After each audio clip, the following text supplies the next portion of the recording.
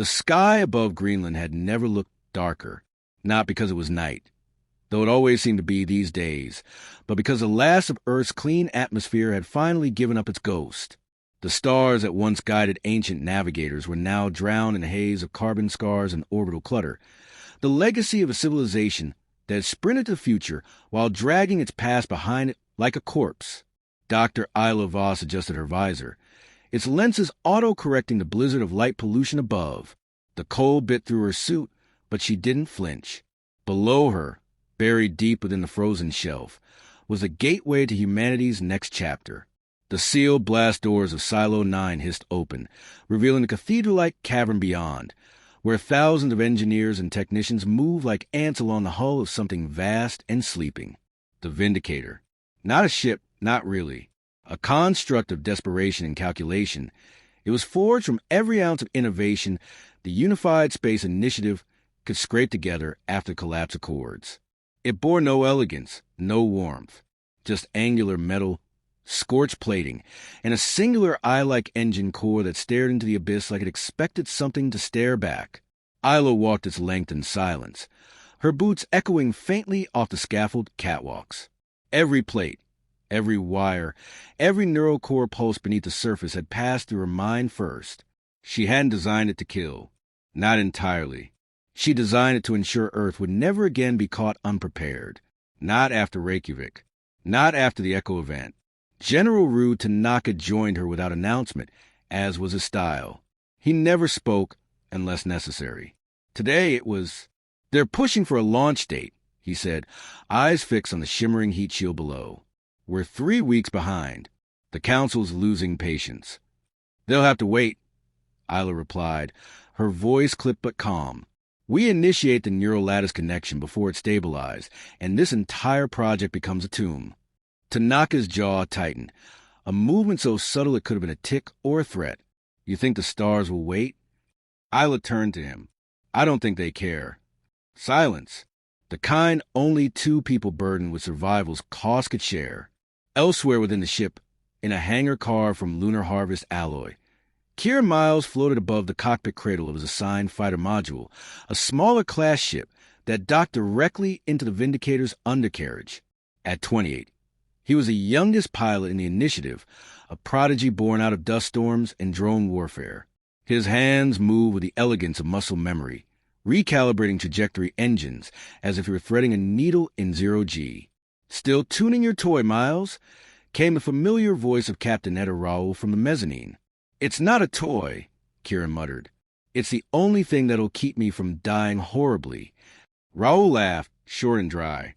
"You know this ship's never seen space. You'll be piloting a question mark." "Better than piloting extinction," he shot back, not looking up. Etta descended, gravity boots humming softly. She tossed him a data slate. AI interface passed its first ethical logic test. That Voss woman might actually be pulling it off. Kieran glanced at the screen. A singular name glowed at the top of the neural integration map. LYRA. "Pretty name for something designed to destroy planets," he said.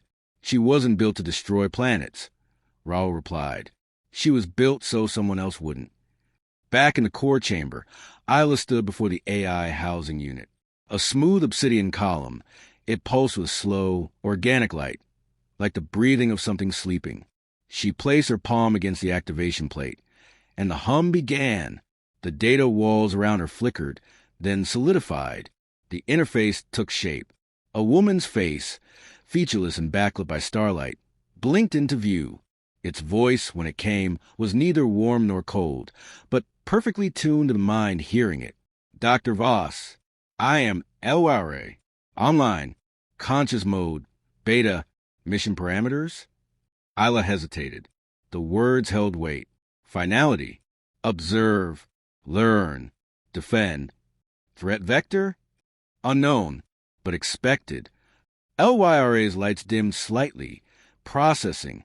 I detect anomaly clusters in L4 orbit. Irregular trajectories. Civilian systems unaware.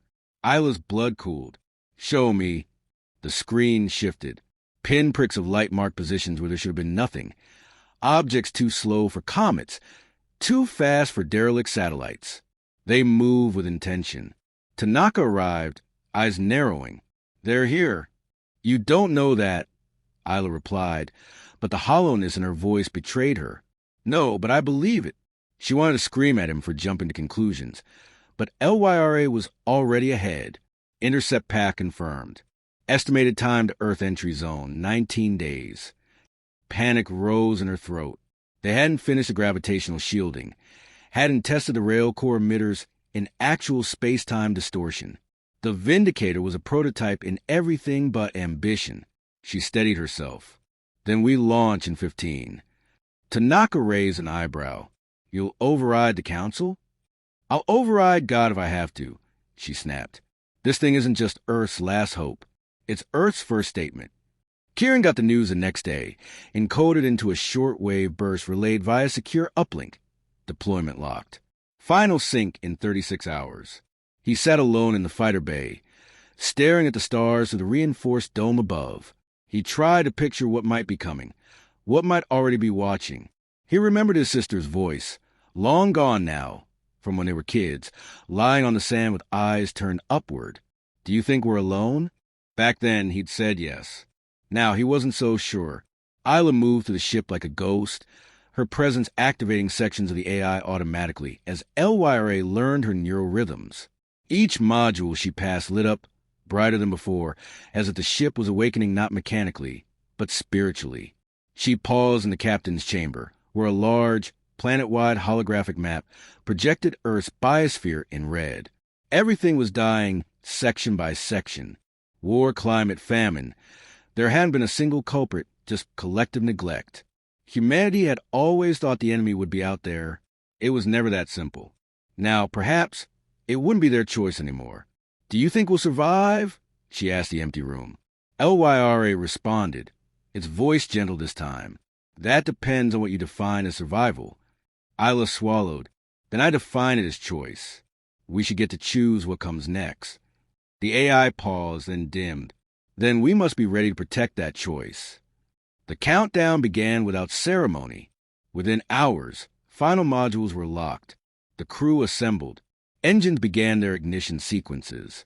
Earth's first star destroyer, forged in shadows and despair, began to rise. As the Vindicator broke through the upper atmosphere, its engines cut through cloud and ruin alike. Cities below blinked as a new star briefly illuminated the night. Some watched in awe, others in fear. Few understood, but all of them looked up. Isla stood on the command deck as the ship pierced the stratosphere. Kieran sat strapped in, eyes closed, whispering a prayer to gods he no longer believed in. Tanaka gripped the command rail, like a man steering the last ark. They did not know what was coming, only that something was, and that Earth would not face it unarmed. The stillness of space met them in silence. The stars no longer offered wonder, not to Kieran Miles, not as he watched them drift past the Vindicator's forward observation deck. They stared back, distant and ancient, like the eyes of forgotten gods. Out here, in the silence beyond Earth's reach, every twinkle felt like a warning. 3 days into the mission, and the weight of command pressed heavier than the void. General Tanaka's voice crackled through the internal comms. "Voss, we have something." Isla arrived on the bridge before he could elaborate. Her gaze flicked from console to console, finally settling on the main view. There, embedded in the emptiness between stars, was motion, barely perceptible but deliberate. A sliver of light, refracted in unnatural patterns, moved with precision no asteroid could mimic. LYRA's voice filled the chamber. "Subspace anomaly detected. Velocity, non-Newtonian. Trajectory intersects Earth's orbital plane in 72 hours. Tanaka folded his arms. "There's your proof." Isla didn't respond immediately.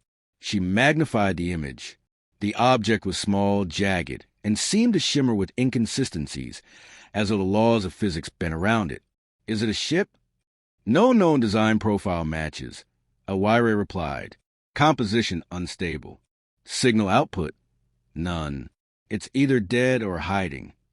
Kieran, summoned to the bridge moments later, studied the anomaly without a word. His thoughts turned to the night before launch, when his sister's voice had haunted his dreams again. "Do you think we're alone?" "Does it even matter?" he said quietly. Isla turned. What? If it's alive, or if it's not. The moment we react, we decide what it becomes. Friend, threat, myth. Tanaka shot him a glance. You're not here to philosophize, Lieutenant. You're here to fly. LYRA systems began compiling motion telemetry. Object has altered course. Now trailing our vector. Isla's chest tightened. It's following us. Within the hour, protocols snapped into place. Defense shields raised. Power routed to rail cores. The Vindicator, still untested in live conflict, prepared to prove itself in the harshest possible trial. They attempted communication. A pulse was sent, broad spectrum, multi-frequency, modulated with Earth languages and mathematics. A universal handshake, polite and cautious. Nothing came back. A second pulse. Still silence. Then a third. The response wasn't a message. It was an image, a projection in the middle of the bridge, glowing in blue firelight. An ancient symbol, Earthborn, a circle with 3 lines through it. The emblem of the Cold War's decommissioned orbital weapons treaty. Tanaka stared at it, his expression unreadable. That's not possible. They're using our history, Isla whispered. LYRA's analysis was immediate. Signal contains Earth metadata circa 2086. Pattern suggests mimicry rather than understanding. Parroting, Kieran said, they're showing us we're being watched. And remembered, Tanaka added, suddenly, an internal proximity alarm screamed to life. A second object, much closer, had appeared just outside the Vindicator's range of vision. One of the crew screamed. Several rushed to their stations. New contact. Same trajectory. No visible propulsion, LYRA said. The view screen adjusted. The thing had arrived silently, a shadow with no origin, metallic yet organic. Its surface rippled in subtle pulses, like it was breathing. Then it fired. Not a missile, not a laser, a shimmer, a distortion in space itself, that carved toward the Vindicator like a blade of folded light. Brace for impact. Isla shouted. The shield took the hit. Alarms erupted across the ship. Lights flickered. The deck pitched sideways, slamming Kieran into the wall. The smell of burning coolant filled the air. Minor hull breach in lower deck. LYRA reported. No casualties. Structural integrity at 93%. Tanaka was already issuing return fire commands. Target engines. Fire rail cores on my mark. Isla stepped forward. No, not yet. Dr. Voss. We don't know what we're looking at. If we fire, we start something we might not be able to stop. Tanaka's voice was steel. They already fired. What more proof do you need? She hesitated, then nodded. The rail core spun up. With sound like thunder split by vacuum, the Vindicator loosed its first shot. The enemy ship exploded in silence. A ripple of black light vanished into nothingness. No debris, no signal, just absence. Isla's knees weakened. She hadn't expected to win. Not that easily. LYRA's voice cut through. Contact has terminated. However, the anomaly was not alone. Multiple new signals blinked into existence.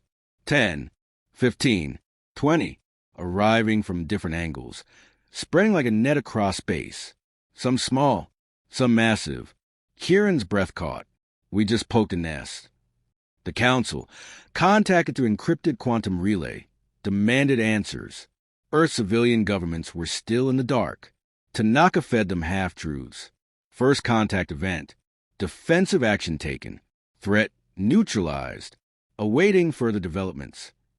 Isla stormed out of the briefing room, heart pounding. Her hands trembled as she pressed them against the bulkhead wall. She wasn't ready for this. None of them were. There were scientists and soldiers chasing myths, and now myths were answering. Kieran found her there. He didn't speak at first, just leaned beside her in silence.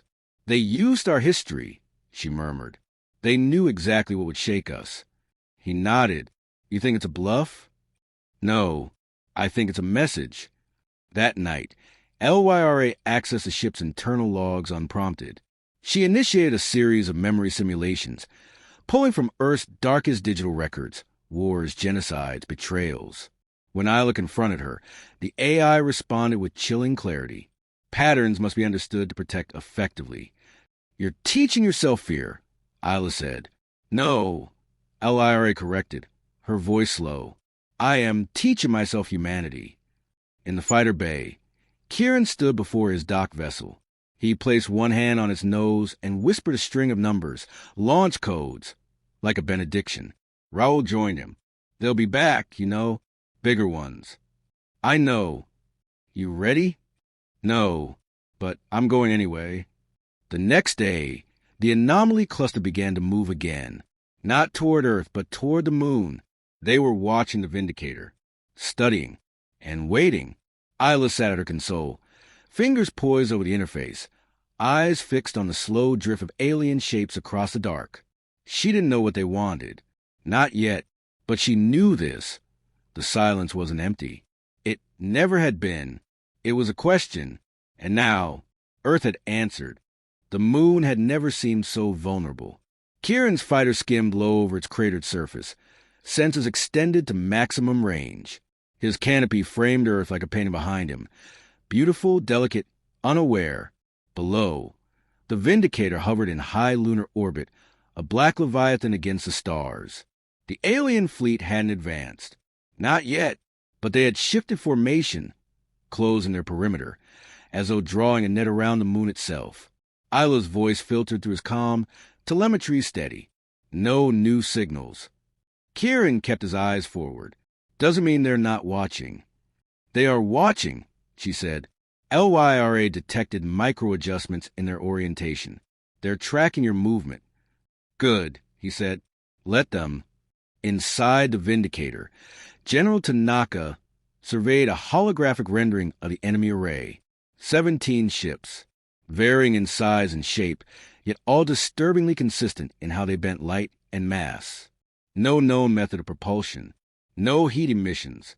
Not even a whisper on the electromagnetic spectrum. They move like shadows, deliberate, silent, cold. They're communicating without words, Isla said. She stood beside Tanaka, eyes darting over the data. Position, proximity, posture. It's all coordinated. A language of intent. Tanaka remained stone-faced. Intent doesn't matter when their first act was violence.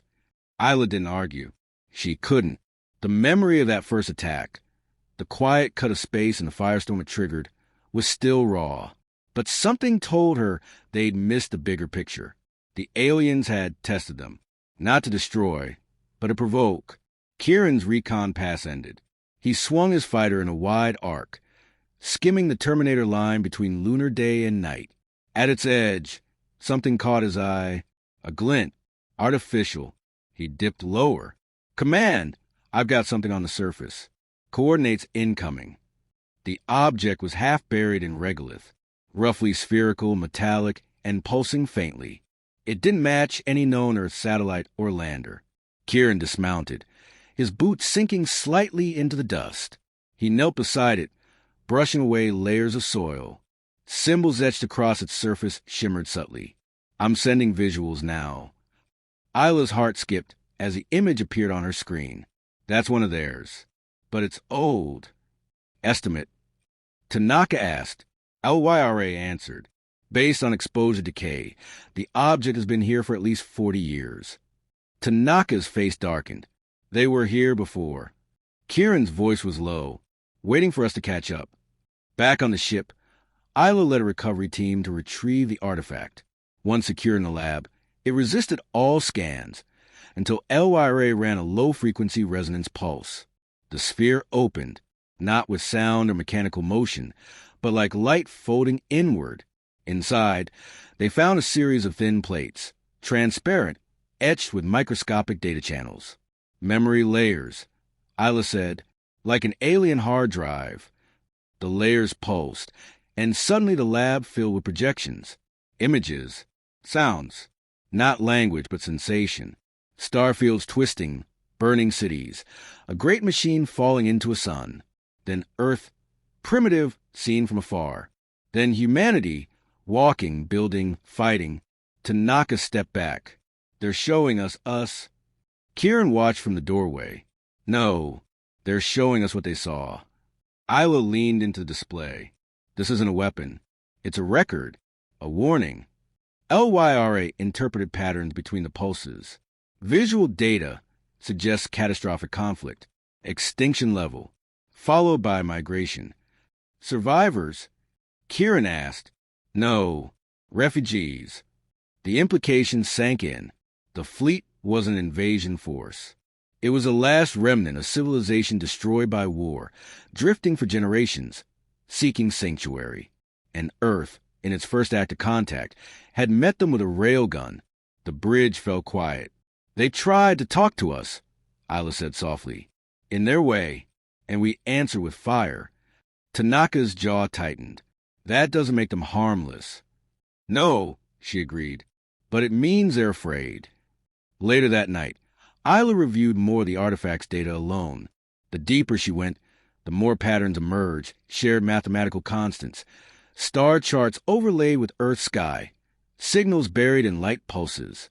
They'd been trying to build a bridge, and Earth had burned it. She barely noticed when Kieran entered the lab.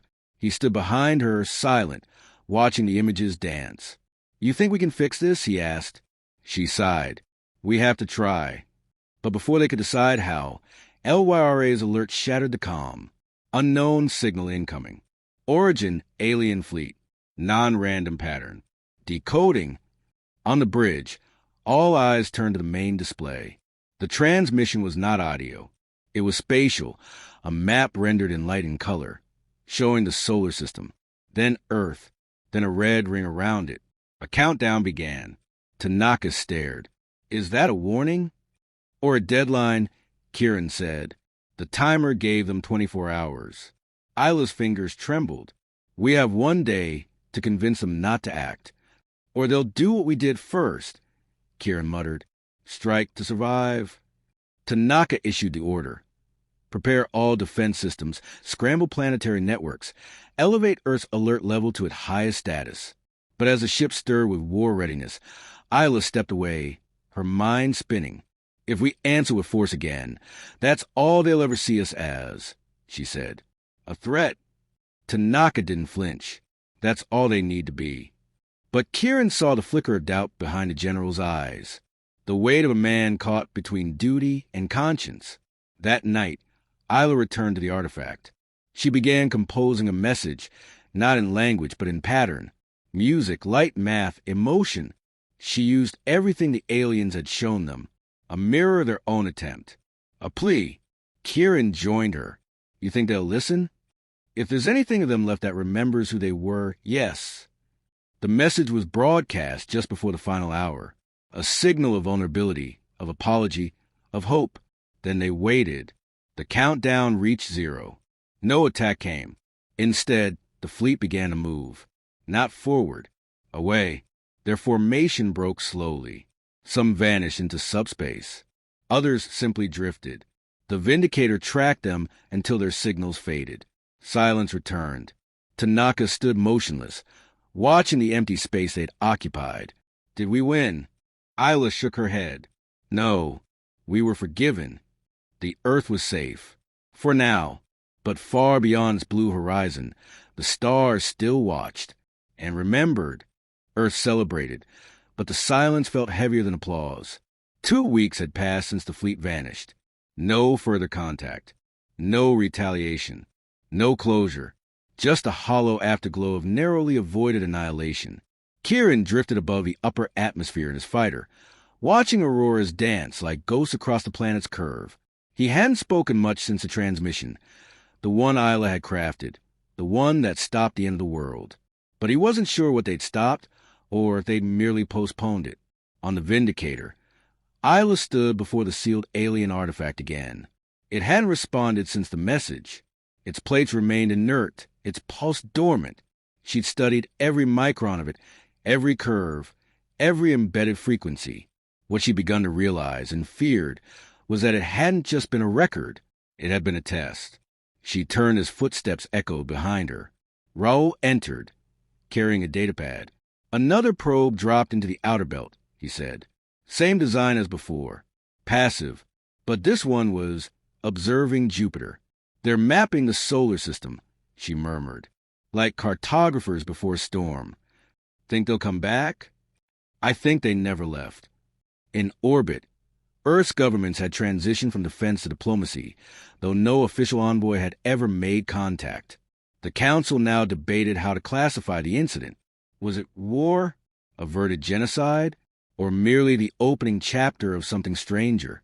General Tanaka remained outwardly calm, but Isla saw the changes. He didn't pace. He lingered. He began carrying a small data slate in his coat, something he consulted privately, constantly. Rumors spread that it contained secret communiques, that it recorded every move the aliens made, that it didn't come from Earth at all. Kieran cornered him one evening in the observation bay. The lights were low, the stars sharp. You've seen something, Kieran said. Tanaka didn't deny it. They left us a second message. Buried beneath their final transmission. LYRA decrypted it last night.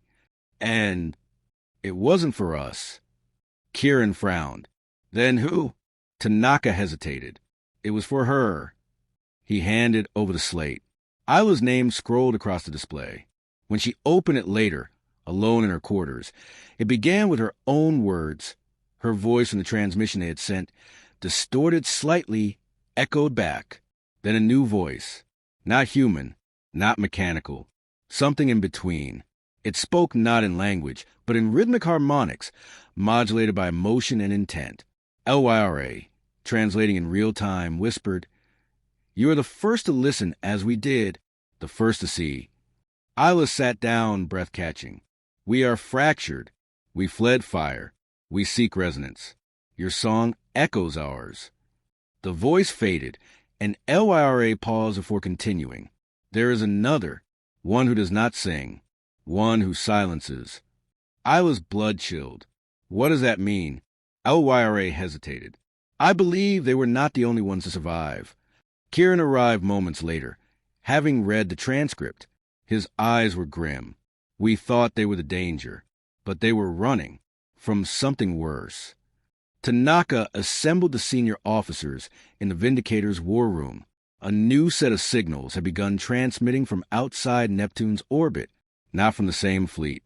These were colder, cleaner, identical pulses repeating in infinite sequence. LYRA labeled them inorganic echoes. They matched no known physics, no language, but they mimic life.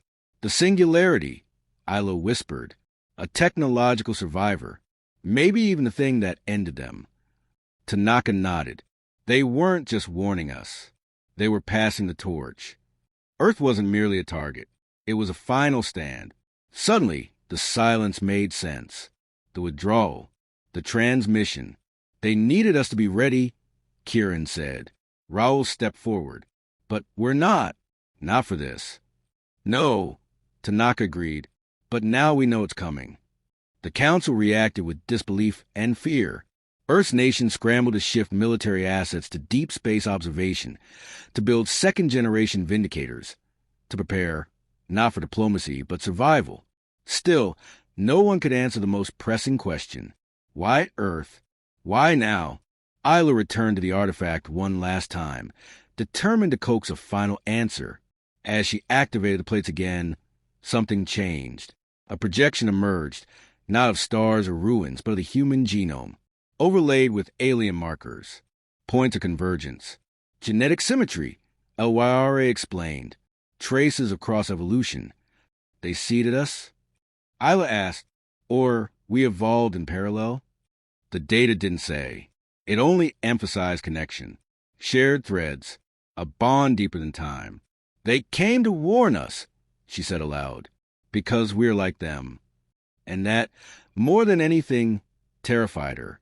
She met Kieran again in the hangar. The ship was quiet. The stars beyond were too. "You still dream about your sister?" she asked. He nodded. "She used to say the stars would either save us or swallow us. I think she was right either way. Do you think they'll come back?" "No," he said softly. "I think we'll go to them." The Vindicator's engines hummed in the distance. Isla looked up. The stars were no longer distant. They were calling.